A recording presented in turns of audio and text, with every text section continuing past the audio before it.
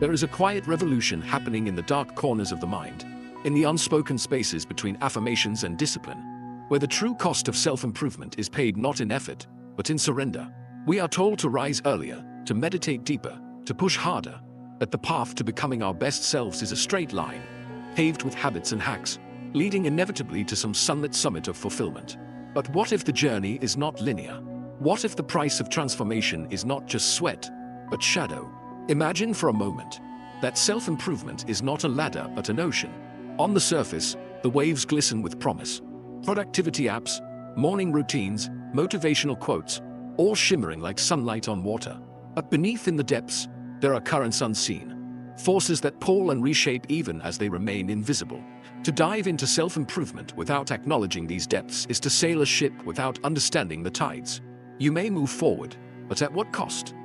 The modern gospel of optimization sells a seductive lie, that we can refine ourselves without loss, that growth is a transaction where effort alone buys enlightenment. But the body keeps score. The mind remembers. Every hour stolen from sleep in the name of productivity, every suppressed emotion in service of positive thinking, every relationship neglected for the sake of ambition. These are not just sacrifices. They are exchanges, silent trades where we give away pieces of ourselves, often without realizing we've done so until the debt comes due. Consider the myth of Icarus, not as a warning against flying too high, but as a metaphor for the unexamined cost of ascent. His wings, crafted with precision, were not the problem. It was the unrelenting sun, the very thing that gave him light, that also melted his escape. So too with self-improvement. The tools we use to rise, discipline, focus, relentless drive, can become the agents of our undoing if we do not recognize their hidden toll. The mind, when stretched too thin, does not snap cleanly, it frays. The soul, when forced into relentless optimization, does not flourish, it forgets how to rest. And yet, this is rarely spoken of. The self-help shelves groan with promises. 10 steps to unshakable confidence, the 5 a.m. miracle, atomic habits for unstoppable success. But where are the chapters on the loneliness of discipline? The grief of outgrowing old versions of yourself? The disorientation of looking in the mirror one day and realizing the person staring back is both stronger and stranger than the one you remember? There is a hidden alchemy to true transformation. One that demands more than effort, demands integration. The parts of ourselves we exile in pursuit of better, the laziness, the fear, the vulnerability, do not disappear. They linger in the subconscious, like ghosts in an attic, waiting to be acknowledged. The cost of ignoring them is a hollow victory. A polished exterior with a fractured interior. A self so improved it no longer feels like home. This is the paradox at the heart of self-improvement. To become more, we must first become less. Less rigid in our ideals, less attached to the illusion of control, less convinced that growth is a straight path rather than a spiral. The true work is not just in building new habits but in dismantling the silent contracts we've signed with ourselves. The belief that we are only as valuable as our output, that rest is negotiable, that suffering is a prerequisite for worth. So before we speak of systems and strategies, before we dissect the mechanics of discipline, we must first acknowledge the hidden architecture beneath it all. The quiet, often painful rearranging of the self that happens when we dare to change. The cost is real. The journey is not just about addition, but subtraction. Not just about climbing, but descending into the parts of ourselves we've been taught to abandon in the name of progress. The pursuit of self-improvement is often framed as a heroic ascent, a solitary climb towards some distant peak where the best version of ourselves awaits, bathed in golden light. But what if the journey is less like scaling a mountain and more like crossing a river? The current pulls, the footing shifts, and what we carry must sometimes be left behind to keep from drowning.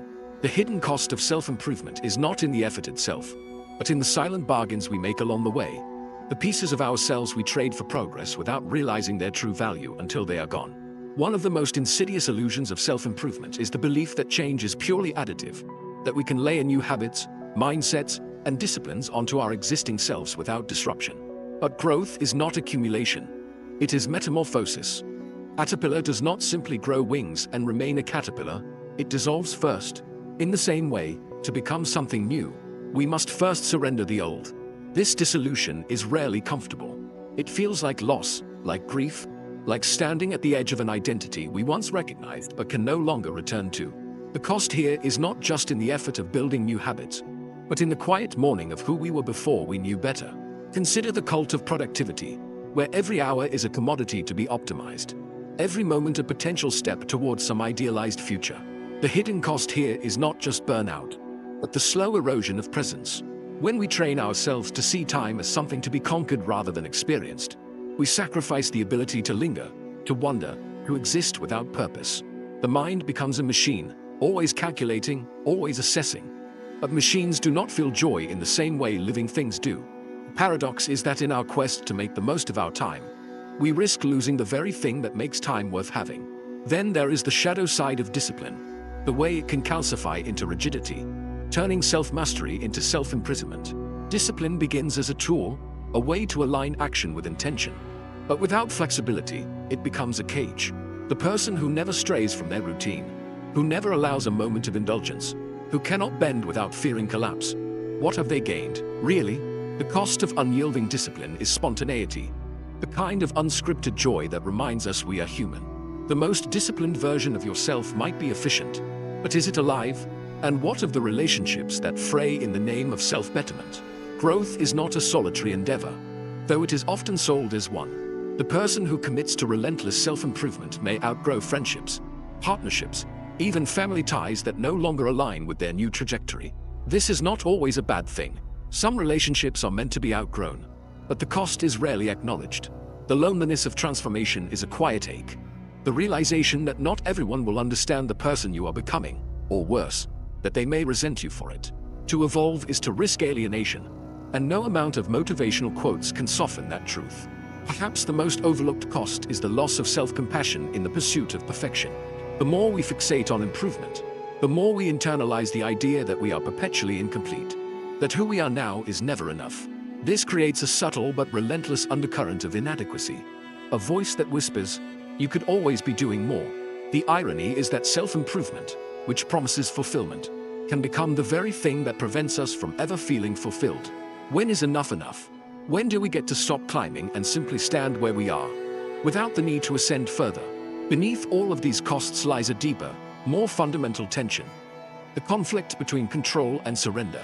Self-improvement culture sells the illusion that we can master ourselves completely, that with enough willpower, enough systems, enough optimization, we can engineer a flawless existence. But life is not a machine.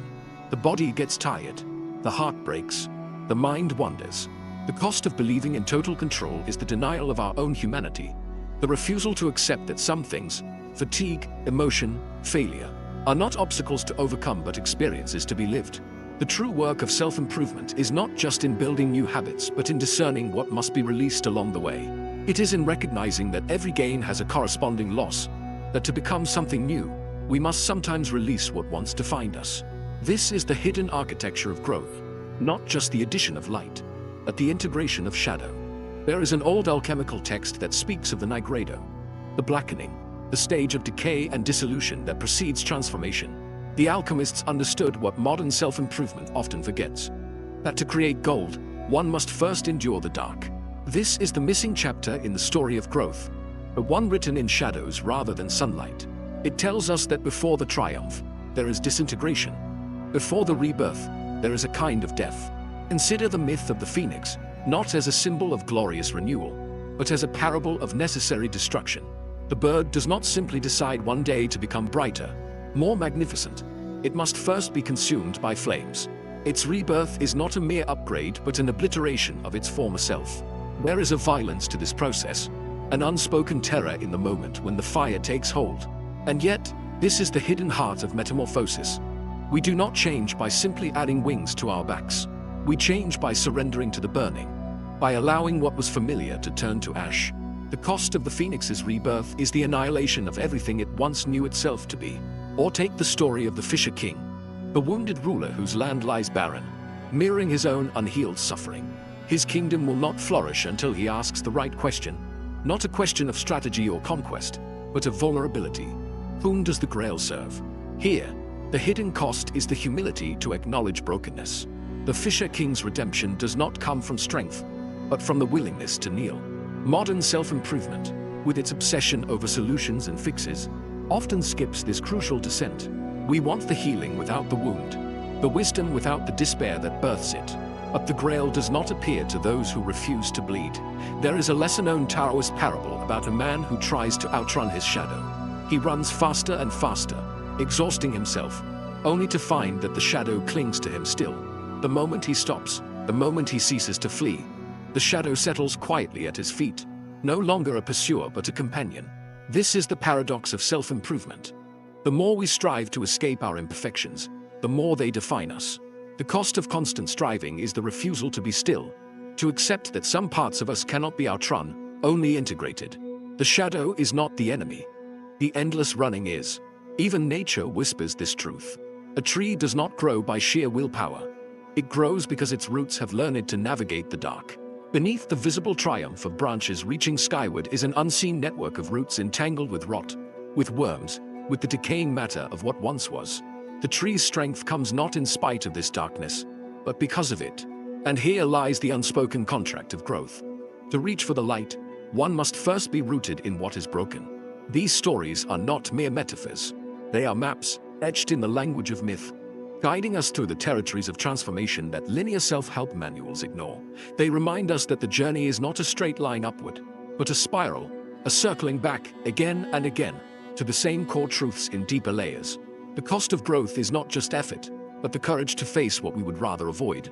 The grief of outgrowing old selves, the terror of the unknown, the humility of realizing that some wounds do not heal by force, but only by surrender. Theories and myths are compasses, but the true terrain is lived experience. How do we navigate the hidden costs of self-improvement without abandoning growth altogether? The answer lies not in rejection, but in recalibration, a shift from relentless optimization to intentional becoming.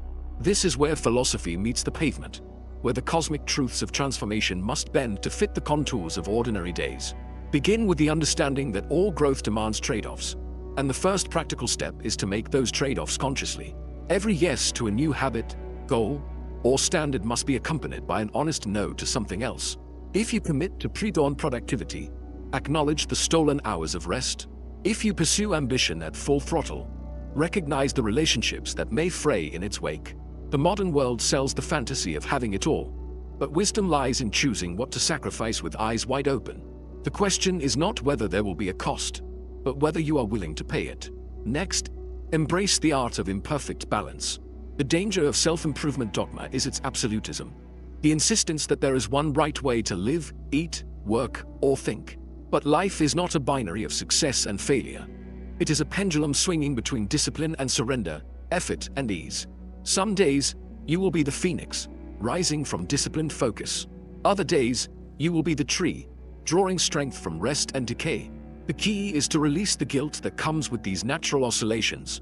The goal is not to eliminate the swings, but to ride them with awareness. One of the most overlooked tools in self-improvement is the practice of integration, the deliberate act of weaving shadows into the fabric of growth. Instead of exiling your laziness, negotiate with it. Instead of suppressing your fear, listen to its warnings. These undesirable traits are not enemies. They are messengers. The person who never feels lazy may be overworked. The one who never doubts may be deluded. The real work is not in conquering these parts of yourself, but in deciphering their language. In relationships, this translates to a willingness to evolve with rather than away from those you love. Growth does not have to mean leaving people behind. It can mean expanding the space between you to allow for mutual transformation. This requires uncomfortable honesty, the courage to say, I am changing, and I don't know what that means for us yet. Some connections will dissolve, and that is a natural cost. Others will deepen, but only if you allow them the same permission to fluctuate that you claim for yourself. Finally, redefine success. The hidden cost of chasing an idealized version of yourself is that you may arrive at the summit only to find it barren. What if success is not a destination, but a rhythm? A way of moving through life that honors both ambition and humanity. Measure progress not just in milestones reached, but in the quality of presence along the way. Are you more awake to joy? More resilient in struggle? More at peace with the unanswerable? These are the currencies of true transformation. We began by peering beneath the surface of self-improvement, into the depths where costs are paid in silence. We navigated the illusions of linear progress, the shadow side of discipline, the grief of outgrowing, and the alchemical truth that all transformation requires dissolution. Now, we arrive at the heart of the matter, the call to stop improving and start becoming. This is not a rejection of growth, but an invitation to a richer, more paradoxical kind of evolution. one that embraces both striving and surrender, both ambition and acceptance. The goal is not to perfect yourself, but to whole yourself, to recognize that the parts of you deemed unworthy, the wariness, the doubt, the vulnerability, are not obstacles to overcome, but keys to unlock a deeper, more authentic version of your humanity. So let this be your transformational core. Dare to grow, but not at the cost of your soul. Dare to discipline yourself, but not into a cage. Dare to ascend, but only if you are willing to descend into your own shadows, into the uncomfortable truths, into the messy, glorious, unoptimizable heart of what it means to be alive. The hidden cost of self-improvement is only a tragedy if we refuse to see it. But when we look directly at the price, when we honor the losses as sacred as the gains, the journey stops being a climb and becomes a homecoming. You are not a project to be completed. You are a universe unfolding. Now, go live like one.